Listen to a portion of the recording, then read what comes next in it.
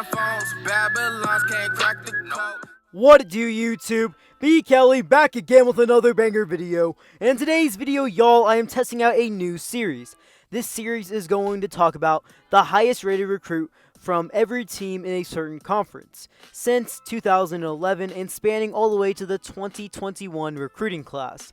Today's focus is going to be the Big 12 conference, and just like any video that I do, I will be using the 24/7 Sports composite rankings. Before I move on with the video, remember to smash that like button and subscribe if you haven't already, as we are on the road to 10K. Now let's get into it. The first team I will be talking about in today's video is Texas, and their highest rated recruit since 2011 comes from the 2012 recruiting class in running back from Aledo, Texas, in Johnathan Gray. In this class, he ranked as the number 6 player in the nation, a 5-star recruit, and the number 1 running back as well. Johnathan Gray would have a great start to his career as a Longhorn.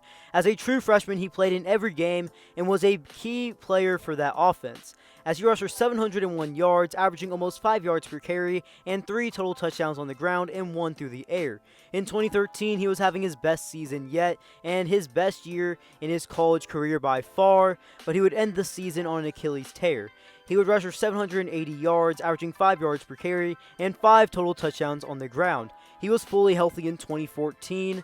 He played in 13 games, but his production did dip a little bit since his injury. He had 7 total touchdowns, but he rushed for 636 yards in this season. In 2015, he needed a really big year to wow the scouts, but he would end up ending the season on a season-ending Achilles tear like he did in 2013, and this was by far his worst season he had in his collegiate career, as he only rushed for 493 yards, he averaged 4 yards per carry, and 3 total touchdowns. He would end his career as a Longhorn with 2,610 rushing yards and 17 total touchdowns on the ground. He would go undrafted in the 2016 NFL Draft.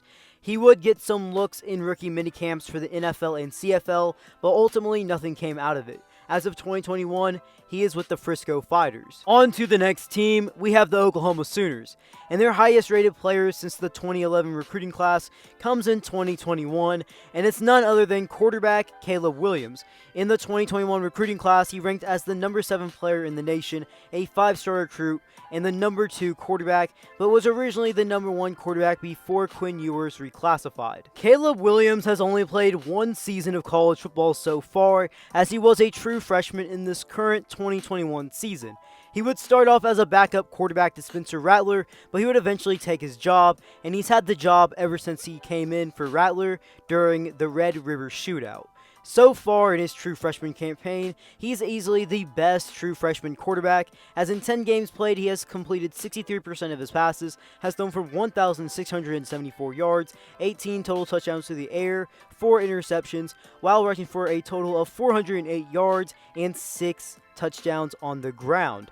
He is going to be a freshman All-American, and you can expect big things from him in the future if he keeps up his play and can improve as a player each season as it goes on. On to the next team, we have Iowa State with wide receiver from the 2014 recruiting class, Allen Lazard. Now, Lazard ranked as the number 78 player in the nation and the number 10 receiver in his class and a 4-star recruit. Lazard was a very highly productive receiver for Iowa State right when he stepped on campus as a true freshman, and he only got better as each season went on.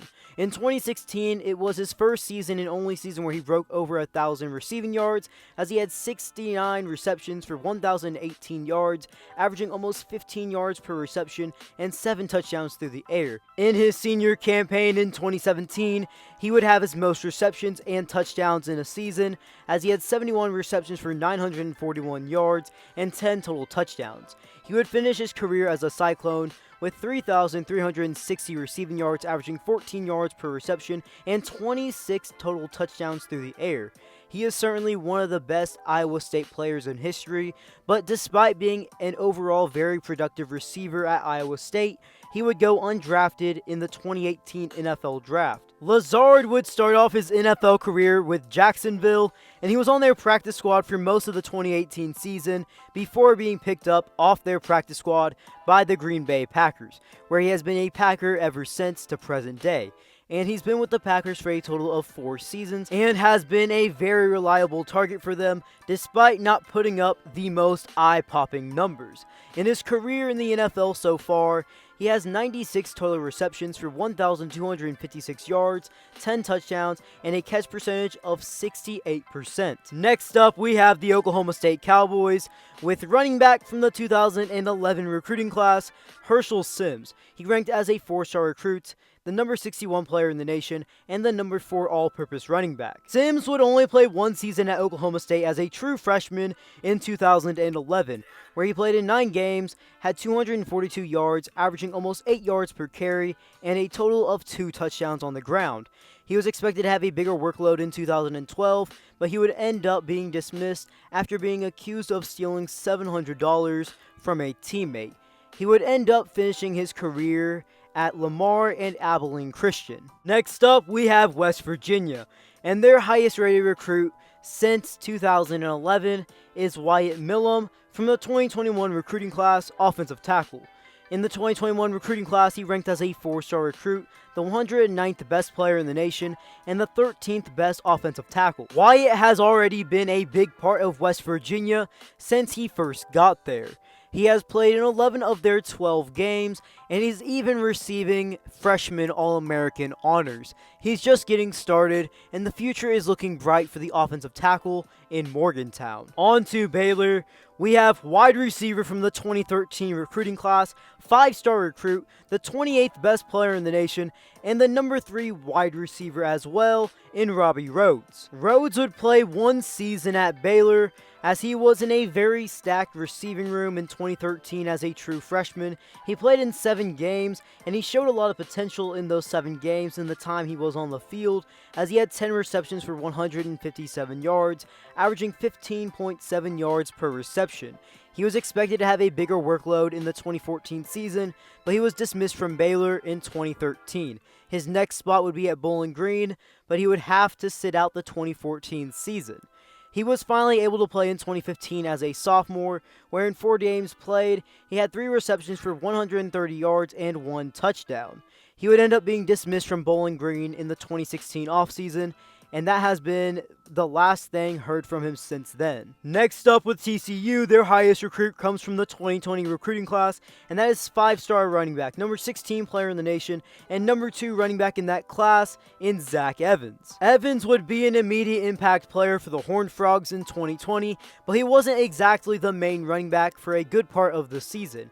He did have a solid year, as in 9 games played, he rushed for 415 yards, averaging 7.7 yards per carry and 4 touchdowns. In 2021, he would only play in 6 games before ending the year on an injury, but when he was actually healthy, he was easily a top running back in college football, and he showed a lot of potential as he rushed for 648 yards in 6 games played, averaging 7 yards per carry, 5 touchdowns on the ground, and 1 touchdown in the air. He is currently in the transfer portal right now. There is some smoke that he might come back to TCU, but there's also smoke that he isn't going to go back to TCU. But no matter what, when healthy, Zach Evans is going to be a top running back in the league. Sticking with the state of Texas, we have defensive tackle from the 2015 recruiting class from Honolulu, Hawaii, Texas Tech, Breiden. Now in this class, he ranked as a 4-star recruit, 51st best player in the nation, and the number 8 player in his position. Breiden was an immediate impact player for the Red Raiders, as he was there for a total of 2 seasons, where he had a total of 38 tackles, 7.5 tackles for loss, 2 sacks, and 1 interception. After the 2016 season, he would enter the transfer portal and end up transferring to LSU. He would have to sit out for 2017, but he was finally eligible to play in 2018. He would end up being a key part of LSU for 2 seasons, and he was a solid player. He even won a natty in the 2019 college football season. As his time as a Tiger, he had 33 total tackles, 9 tackles for loss, 2 sacks, and 2 pass deflections. In the 2020 NFL Draft, he would end up going undrafted. He would end up signing with the LA Chargers as an undrafted free agent, where he has been on and off the practice squad from 2020 to current season 2021.